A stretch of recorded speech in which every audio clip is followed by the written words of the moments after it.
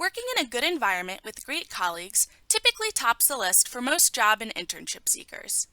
Determining an employer's commitment to diversity and inclusion, both internal and external, is a great indicator of what the environment might be like. An organization that recognizes the value in diverse cultural backgrounds, identities, and perspectives will tend to be more innovative in its approach and responsive to the populations that the organization serves. So, how exactly does one determine if an employer is committed to diversity and inclusion?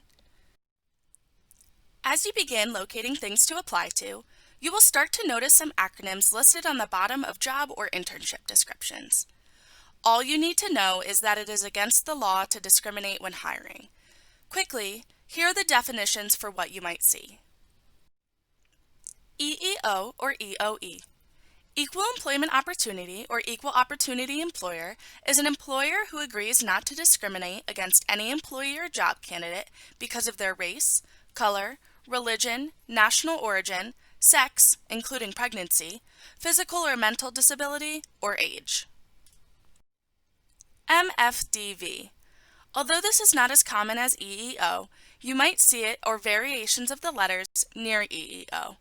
It means that the employer does not discriminate against male, female, disability, or veterans. AA means affirmative action.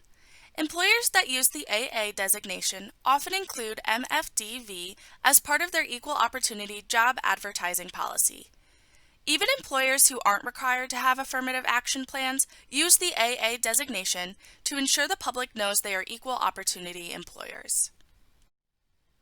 Now, just because the posting has these acronyms does not necessarily mean that the organization embraces or is committed to diversity. To figure that out, you will need to put on your detective hat. Here are some promising things to be on the lookout for. 1.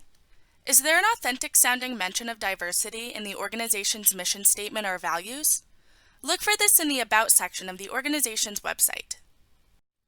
2. While you are on the website, take notes of the images of people present. 3.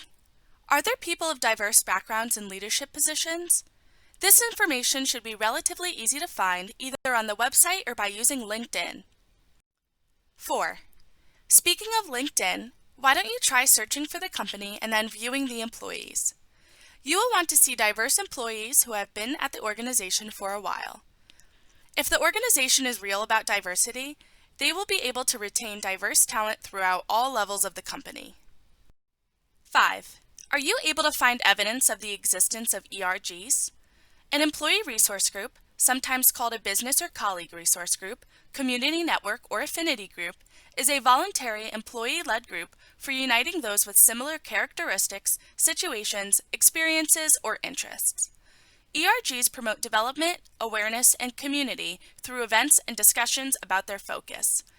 ERGs are common for ethnic groups, veterans, and genders or sexualities, but groups can also emphasize area-specific employees or general employee development.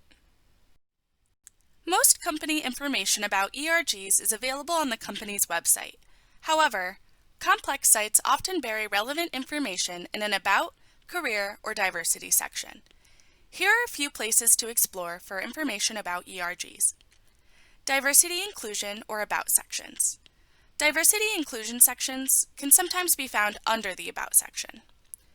Corporate reports, which are often found as annual PDFs. A career or job posting website for the company. Dedicated career sites contain more information about company life and culture, so ERG and diversity information might be found here. And lastly, Google search the organization name plus the word diversity, inclusion, resource groups, or employee networks. Companies have different names for ERGs, so take that into consideration when searching on Google or inside company websites. Be aware that some companies that have ERGs do not list any online. The site may say that the employee groups exist, but will include minimal specific information. This is an opportunity to follow up with the company, either by email or in an interview, about the groups and their involvement or activities. As you prepare to interview, you can anticipate an opportunity at the end of the interview to ask questions. Asking questions like, "What has your company done recently to support diversity?" or What diversity, inclusion, and cultural competence training has my supervisor had? Are great ways to gauge the culture at the organization.